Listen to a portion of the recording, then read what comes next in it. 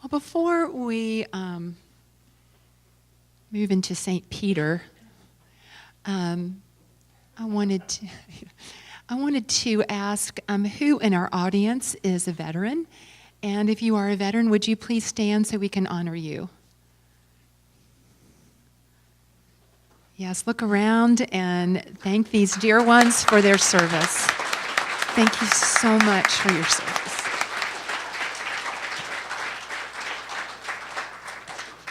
It's a beautiful thing. Thank you. It checks me out. Thank you. All right. Shifting gears. George Bush. George Bush died and went to heaven, and St. Peter met him at the gates. And George asked St. Peter if the people in heaven were as friendly as the people in Texas. And St. Peter said, "Well, sure they are." Well, George goes for a walk and passes by Moses and decides to speak to him. And Moses just looks the other way and keeps right on walking. Slightly upset by this, George goes back to St. Peter and tells him what happened with Moses. And St. Peter seemed very confused, so he seeks Moses out and asks him why he ignored Mr. Bush. And Moses looked sternly at St. Peter in the eye and said, "Well, Peter, if you will remember, the last time I spoke to a bush, I spent 40 years in the wilderness."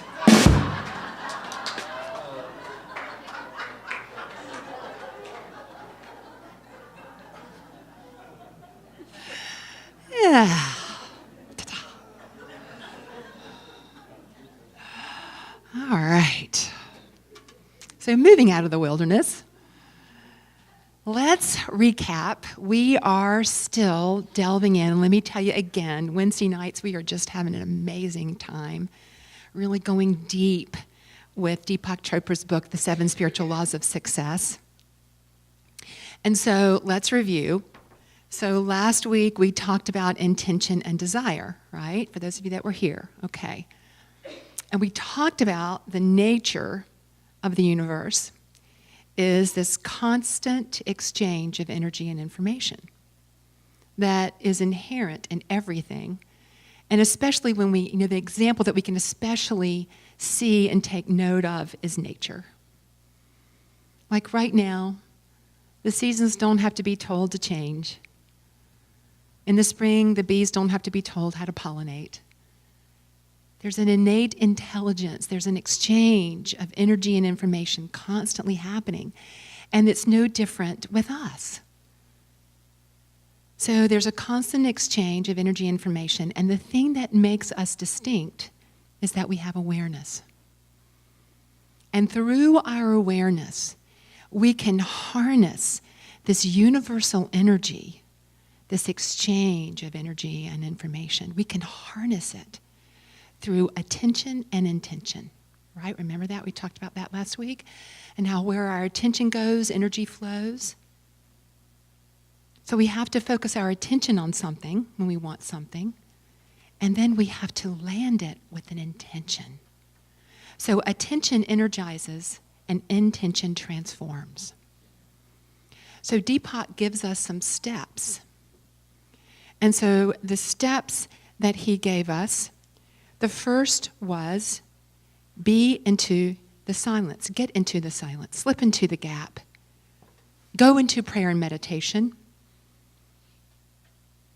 go into that space of the silence, and in that space, release your intentions. Release your intentions and stay aware that remember that this energy that creates worlds, this pure potentiality, is the same thing that you are. You are that. And so he encourages us to stay aware of that. And we plant the seeds of our desire in this beautiful, creative, pure potentiality energy. We ask what is ours to do. We move our feet. We release our attachment to the outcome. and we surrender and let go and let pure potentiality handle the details.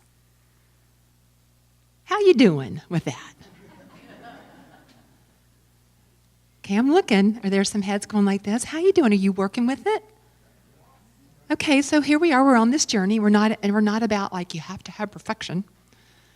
It's just an opportunity for us to stay aware of how we create. All right. So this week we're on to the 6th law, and this is a doozer. I just loved this chapter. I thought every single paragraph was just whoa. Because I'm going to go back to step 4 in those steps I just gave you. Releasing our attachment to the outcome. Now, I don't know about you, but that can be a doozer in my life. Because, we want something, and we see it in our mind's eye, right? And that's part of the process. But the clincher is we have to let go of our attachment of how it's supposed to look. This is what Deepak says. In order to acquire anything in the physical universe, you have to relinquish your attachment to it. You don't give up the intention and you don't give up the desire. You give up your attachment to the result. It is so important to have intention without attachment to outcome. Did you know? Attachment is based in fear and insecurity. Ooh.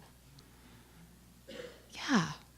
The need for security is based on not knowing the true capital S self that you are. Because where are we looking for our security? Out here, right? It is the consciousness of pure potentiality that knows how to fulfill every need and every desire. And what we are here to know, claim, and express is this consciousness instead of the symbols of that consciousness. He talks about the symbols of it. So the symbols are, the big house, the cars, the jobs, the titles. And please hear, there is nothing wrong with having a beautiful home and a beautiful car and a title. It's when we give those symbols our power and we become attached to them that we get a little off track. That's where we create anxiety and stress and striving.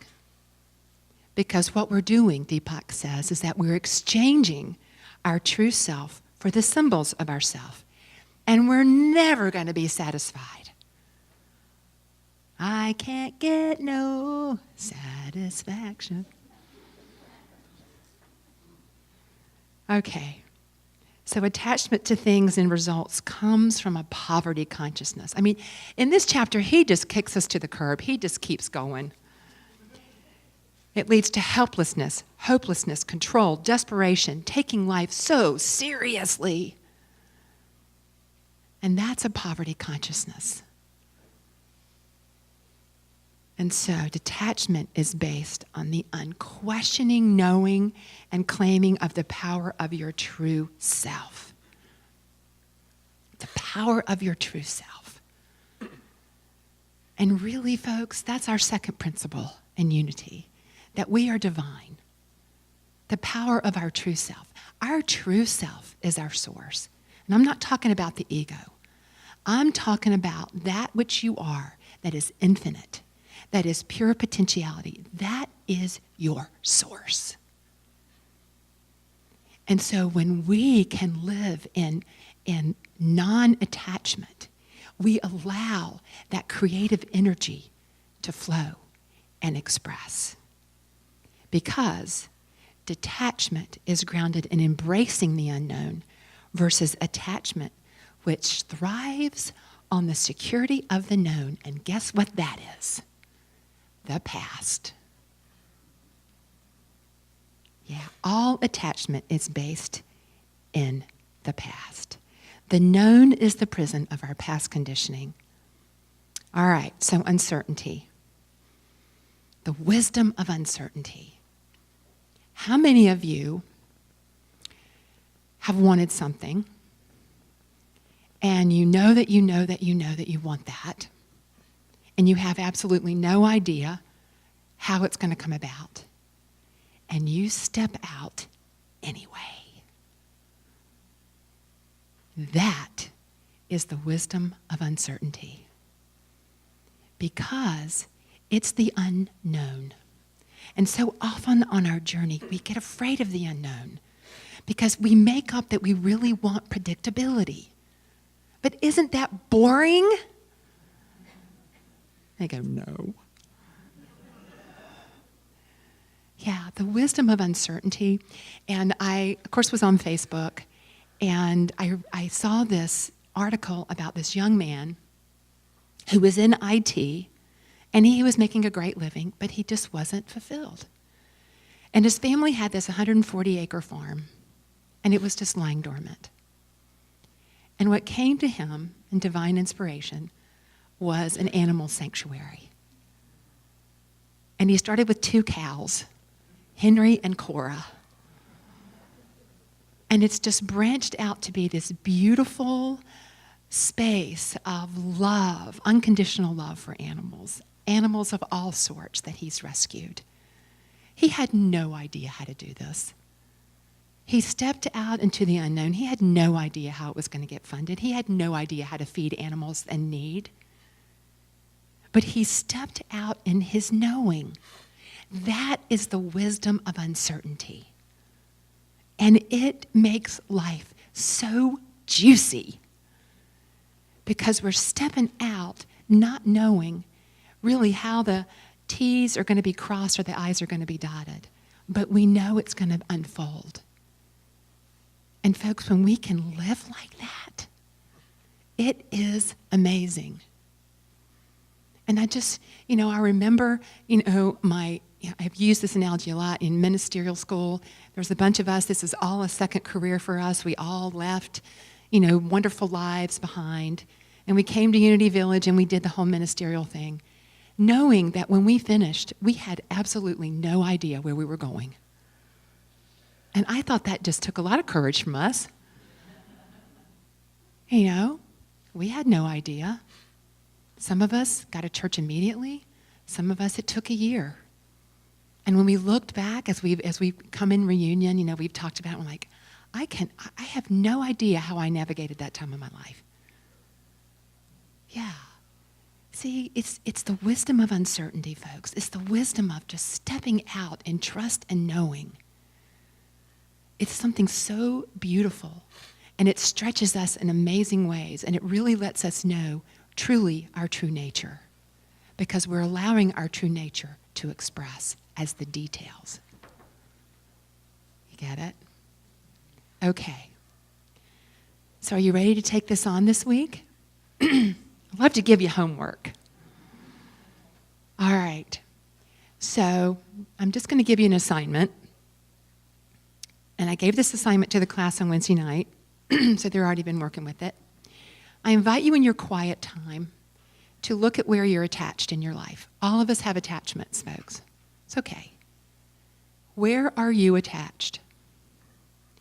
And so as you notice that, I invite you to notice, what are you really afraid of if it doesn't turn out the way you think it's supposed to turn out? What's at stake? Because we've made it all up. Okay, so where are you attached? And what are your fears about it? And are these feels really, and get in your quiet space. I just invite you to do this when you're quiet. Because I know you've been meditating at least 15 minutes a day, right? In the morning and the evening, according to Deepak.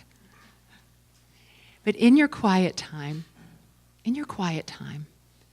just reflect.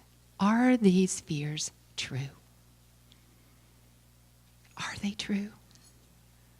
And what would be available to me to live from the wisdom of uncertainty, to step out? And I know the infamous example of Harrison Ford in that movie, Indiana Jones stepping out and the bridge just appears. And what Mary Mann Morrissey, Reverend Mary Mann Morrissey teaches in her Building Her Field of Dreams, she calls it going to the edge of the light you can see.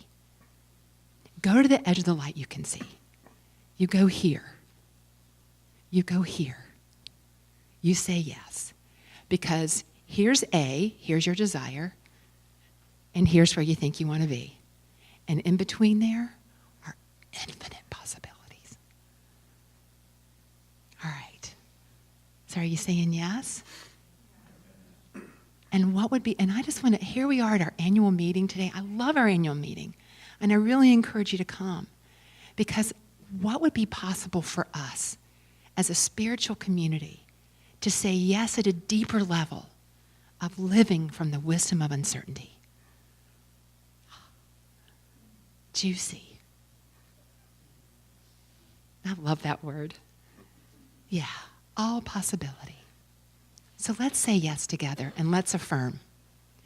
I release my attachments and put my trust in the power of my true self. I experience freedom, joy, and the fullness of life. And so it is.